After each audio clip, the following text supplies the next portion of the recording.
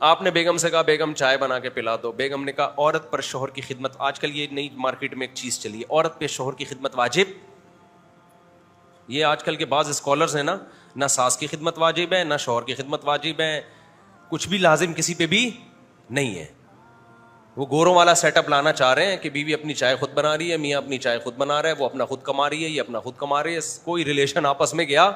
اور بعض لوگوں نے یہ بھی کہنا شروع کر دیا ساس سسر کا اسلام میں کوئی رشتہ ہی نہیں ہے. اتنا بڑا جرم ہے بھائی یہ الفاظ کہنا. قرآن کے تم آیتوں کو چینج کر رہے ہو, خاندانی نظام کو آپ تباہ کر رہے ہو. موضوع سے ہٹ کے بات کر رہا ہوں, لیکن پھر یہ موضوع بنا کے یہ باتیں آتی نہیں ہیں. قرآن کے الفاظ دیکھو سورہ فرقان میں, هو الذی خلق من الماء بشرا, اللہ وہ ذات ہے جس نے غلیظ پانی سے تمہیں پیدا کیا.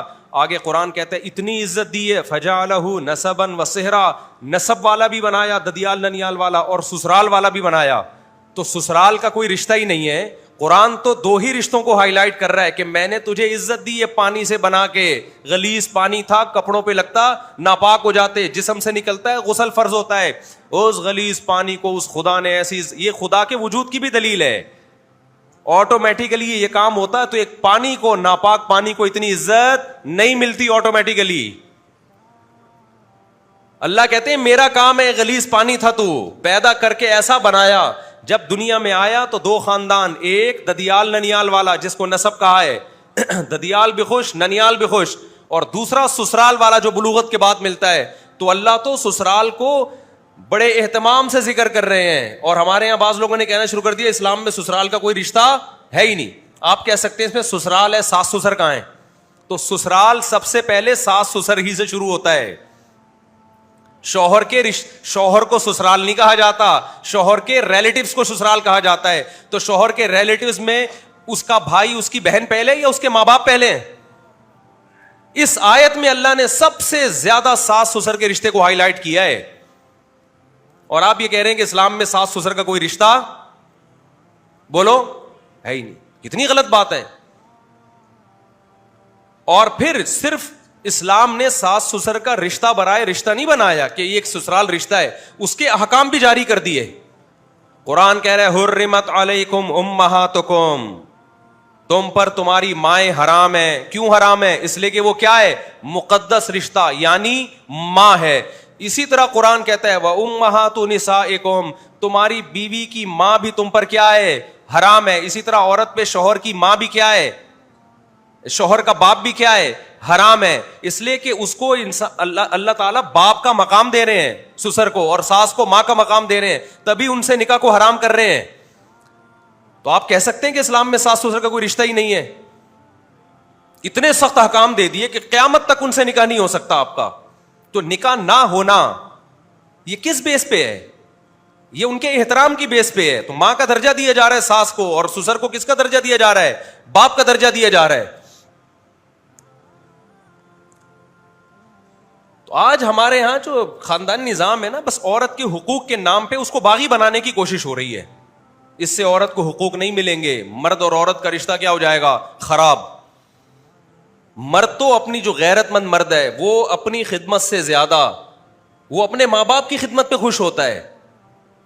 غیرت مند لوگ تو کیا کہتے ہیں, بھائی مجھے پوچھو نہ پوچھو, میری ماں کو پوچھ لینا, میرے باپ کو پوچھ لینا. کتنے لوگ ہم نے اپنی زندگی میں دیکھے, بیویاں بد اخلاق تھیں, نالائق تھی, چھوڑنا چاہتے تھے, کیوں نہیں چھوڑا, یار میری ماں کی بڑی خدمت کی ہے اس نے, میرے باپ کی بڑی خدمت کی ہے. اور ماں بھی نہیں پھر چھوڑنے دیتی.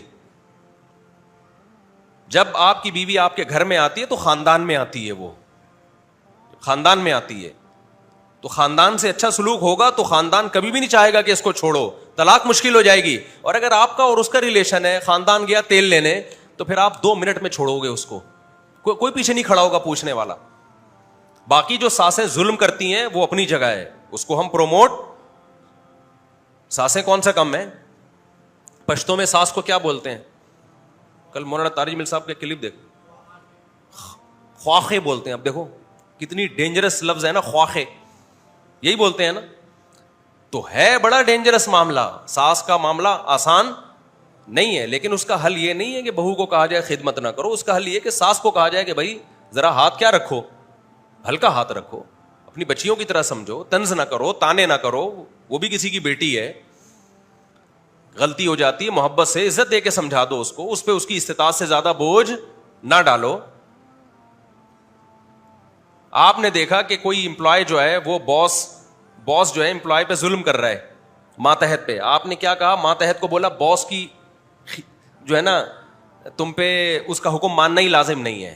یہ تو بغاوت پھیلے گی گھروں کے اندر, دفتروں کے اندر. آپ نے دیکھا حکومت عوام کا خیال نہیں کر رہی, جیسے کہ نہیں کر رہی ہوتی. آپ نے کہا کہ اب سگنل وگنل کی پرواہ مت کرو, لال بتی توڑ کے جاؤ, یہ گورنمنٹ کون سا ہمیں مانتی ہے, ٹیکس نہ دو, یہ گورنمنٹ کون سا ہمارا خیال کرتی ہے. اس سے بغاوت پھیلے گی, ملک کے حالات خراب ہوں گے. عوام کو یہی کہا جائے گا بھائی گورنمنٹ کے لا اینڈ آرڈر کو کیا کرنا ہے, آپ نے فالو کرنا ہے. باقی حکومت کو کہا جائے گا بھائی ہاتھ ہلکا رکھو, یہ انسان ہے, یہ کوئی گدھے گھوڑے نہیں ہے جو ملک میں رہتے ہیں. تو اگر ساسیں بہوؤں پہ ظلم کر رہی ہیں تو یوں کہنا چاہیے کہ ساس کو اس کو چاہیے اپنی بیٹی کی طرح سمجھے. یہ نہیں کہا جائے گا کہ ساس بہو کی خدمت ہی نہیں لازم ہی نہیں ہے, یا نہ شوہر کی خدمت لازم ہے, نہ ساس کی خدمت لازم ہے, نہ سسر کی خدمت لازم ہے.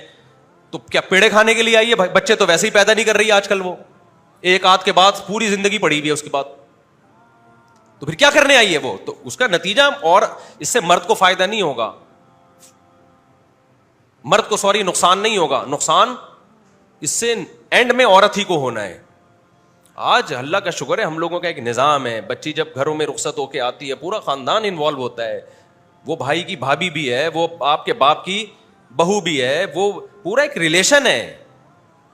تو اللہ نے جو قرآن میں کہا نا فَجَعَلَهُ نَسَبًا وَصِهْرًا, اللہ کہتے ہیں ہم نے اس کو نسب والا اور سسرال والا بنایا ہے. تو اس سے پتہ چلتا ہے ساس سسر کے رشتے کو اسلام کیا کر رہا ہے, ہائی لائٹ کر رہا ہے, نمایاں کر رہا ہے. اور اس سے بھی آگے بڑھ کے ہم دیکھتے ہیں, صحیح حدیث ہے, رسول اللہ صلی اللہ علیہ وسلم نے ارشاد فرمایا, حضرت ابو درداء رضی اللہ عنہ کے پاس ایک شخص آیا, ابو داؤد کی حدیث, کہ میرا باپ میری بیوی کو پسند نہیں کرتا اور مجھے حکم دیتا ہے کہ میں اس کو طلاق دے دوں. تو ابو درداء رضی اللہ عنہ نے کیا فتویٰ دیا, وہ آج کے اسکالر نہیں تھے, انہوں نے کہا رضا الرب فی رضا الوالد و سخط الرب فی سخط الوالد. میں نے محمد صلی اللہ علیہ وسلم سے سنا ہے, جس نے خدا کو خوش کرنا ہے باپ کو خوش کرے, جس نے اللہ کو خوش کرنا ہے ناراض کرنا ہے وہ باپ کو ناراض کر دے. کیا مطلب؟ اس میں اشارہ تھا کہ باپ اگر کہہ رہا ہے تو کیا کرو, چھوڑ دو. ہم مانتے ہیں کہ یہ حکم علی طلاق نہیں ہے, وہ اچھا زمانہ تھا, یقیناً وہ بہو باپ کے ساتھ ظلم کر رہی تھی تبھی حکم دیا. جیسے امام احمد بن حنبل کے پاس ایک شخص آیا, اس نے کہا میرا باپ کہتا ہے میں اپنی بیوی کو چھوڑ دوں, یعنی بہو کو طلاق دے دوں. تو امام احمد بن حنبل نے فرمایا مت دو طلاق.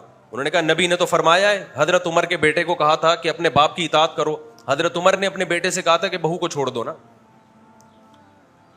تو نبی نے حکم دیا کہ اپنے ابا کی اطاعت کرو. عبداللہ بن عمر سے کہا کہ اپنے باپ کی اطاعت کرو. تو شخص نے امام احمد بن حنبل سے کہا کہ نبی نے تو حکم دیا کہ باپ کی کیا کرو, اطاعت, اور آپ کہہ رہے ہیں آپ تو اس حدیث کے خلاف جا رہے ہیں. تو امام احمد بن حنبل جو امام بخاری کے استاذ ہیں, انہوں نے فرمایا کہ حل ابو کا مثل عمر, کیا تمہارے ابا بھی عمر بن خطاب جیسے ہیں؟ یعنی جب عمر حکم دے رہے ہیں تو وہ کسی کوئی ریزنیبل حکم ہوگا, اس کی کوئی لاجک ہوگی. آج کل کے ابا اس طرح نہیں ہے. تو ہم بھی یہ نہیں کہتے کہ آپ کا باپ یا ماں حکم دے رہا ہے بہو کو چھوڑ دو, اس زمانے میں نہیں حکم دیا جائے گا, اس لیے کہ اس زمانے میں کیا پتا ظالم کون ہے. لیکن اس سے عورت کے ساس اور سسر کے رشتے کا تو پتہ چل رہا ہے نا. نبی یہ بھی تو کہہ سکتے تھے کہ عمر تمہارا کیا لے دینا بہو سے, تمہارا بیٹا جانے اور اس کی بیوی جانے, چھوڑو تمہارا کیا لینا دینا. نہیں بھائی, لینا دینا ہوتا ہے, بہو بیٹی کی طرح ہوتی ہے, تبھی بہو سے نکاح ہمیشہ حرام ہوتا ہے, بہو کا سسر سے پردہ نہیں ہوتا. اس میں یہ کہنا کہ سسر کا کوئی رشتہ ہی نہیں ہے, یہ ٹھیک ہوگا اب ایسے موقع پہ کہنا؟ ابو درداء رضی اللہ تعالی عنہ اس شخص کو یہ بھی تو کہہ سکتے تھے جو حضرت ابو درداء کے پاس آیا کہ میرا باپ کہہ رہا ہے میں اپنی بیوی کو طلاق دے دوں. ابو درداء یہ بھی کہہ سکتے تھے بھائی تیرے باپ کا کیا لینا دینا تیری بیوی سے, وہ کہہ رہا ہے تو کہنے دے, یہ بھی تو کہہ سکتے تھے نا. انہوں نے فتویٰ دیا کہ دے دو. ہم یہی فتویٰ دیتے ہیں کہ مت دو, پہلے تحقیق کرو کہ غلطی پر کون ہے. اگر بہو واقعی غیر معمولی طور پر ساس سسر کو ستا رہی ہے اور غلطی بھی بہو ہی کی ہے, ساس سسر کی نہیں ہے, پھر اس حدیث پر عمل کیا جائے گا.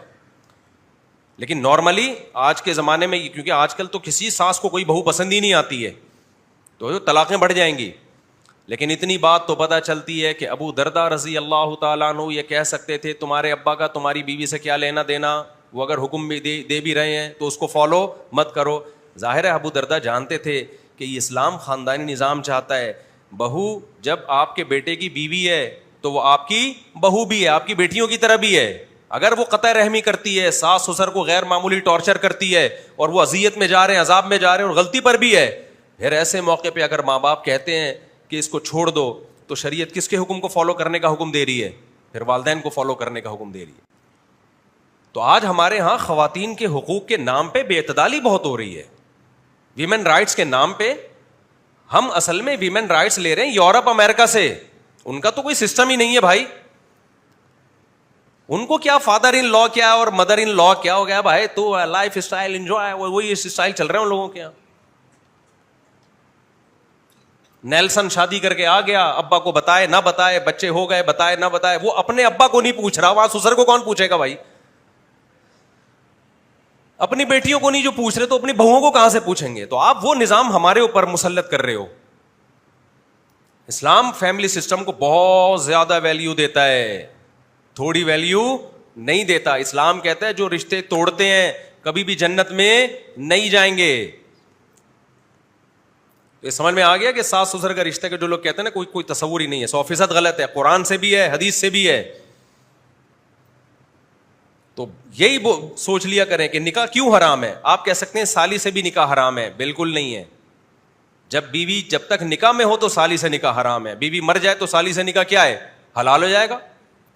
لیکن بیوی مر جائے ساس سے نکاح پھر بھی حلال نہیں ہوتا. شوہر مر جائے اس کے باپ سے نکاح پھر بھی حلال نہیں ہوتا. تو اس کو اللہ نے ہمیشہ کے لیے ابا بنا دیا ہے. انگریز بھی اس کو فادر ان لا کہتے ہیں. فادر کا نام گوروں نے بھی اس کو کیا ہے، کیونکہ آسمانی مذہب ہے نا، عیسائیت یہودیت، یہ وہیں سے آیا ہے. فادر وہ بھی قرار دیتے ہیں. تو خیر ہم اپنے موضوع کی طرف آتے ہیں، کیونکہ بیچ میں یہ چیزیں میں سنتا رہتا ہوں نا، کبھی ادھر سے کوئی کلپ آ گیا، کبھی ادھر سے کوئی کلپ آ گیا. گھروں میں لڑائیاں، بہویں آج کل ویسے ہی کنٹرول سے باہر ہیں. وہ جب اس طرح کے اسکالرس کے کلپ سنتی ہیں تو بالکل ہی کنٹرول سے کیا ہو جاتی ہیں؟ باہر ہو جاتی. پھر بھی بتا دوں ایسا نہ ہو کہ کوئی ساسیں چنگیز خان بن کے اور بہوؤں کو گٹولے کی طرح، کیونکہ ساسیں بھی کم نہیں ہیں. وہ ایک آدمی تھی نا، اس کی ساس بہت خطرناک تھی. تو وہ کسی کو بول رہا تھا بم ہے، تو اس نے کہا تیری اماں کون سی کم ہے؟ وہ جو ساس تھی اس کی اماں کسی کی، وہ خود ایک کیا ہے؟ بم ہے. تو ہم بھی اسی سوسائٹی میں رہتے ہیں، ہمیں پتہ ہے ساسیں کیا کر رہی ہوتی ہیں. تو ایسا نہ ہو کہ ساسیں زیادہ ہو جائیں، اعتدال سے. اور دوسری بات یہ کہ جن گھروں میں کام کاج کا رواج ہی نہیں ہے، یہ متوسط درجے کے گھروں کے مسائل ہوتے ہیں. جو بہت مالدار گھر ہیں ان میں تو کام کاج کا حساب کتاب ہی نہیں ہے، ان میں عرف کے مطابق چلیں گے. اب آپ نے شادی ایسے گھرانے سے کر دی کہ لڑکی کے ہاں وہ خود گھر میں کام کاج کا رواج ہی نہیں تھا. لڑکیوں میں کام کاج کا گھر میں رواج ہی نہیں تھا، نوکر چاکر ہوتے تھے. اس نے کبھی آج تک گھر کے برتن نہیں دھوئے، کھانا نہیں پکایا، بٹن دبایا پیزا آ گیا، بٹن دبایا برگر آ گیا، بٹن دبایا نہاری آ گئی. لینڈ لارڈ گھروں میں ایسا ہی ہوتا ہے نا. تو وہاں پھر ٹھیک ہے بھائی، وہ اگر رخصت ہو کے سسرال میں آئی ہے تو پھر نہ ساس اس سے کام لے گی نہ شوہر کام لے گا، بلکہ شوہر اس کے لیے ایک بٹن لا کے رکھ دے گا. سمجھتے ہو؟ لیکن ایسے لوگ تو کم ہی ہوتے ہیں نا جو اتنے ہائی لیول کے ہوتے ہیں. تو ان پر پھر لازم نہیں ہے اس کے لیے گھر کے کام کاج. وہ کہے گی ہم نے اپنے باپ کے گھر میں نہیں کی ہے، تم ہمیں پتہ نہیں. تو ہمارا تو اسٹائل نرالا ہے، نوکر رکھو. تو وہاں تو پھر علماء نے لکھا ہے کہ اگر وہ لڑکی جس گھر میں رہتی تھی وہاں نوکر چاکر ہوتے تھے تو پھر شوہر پر بھی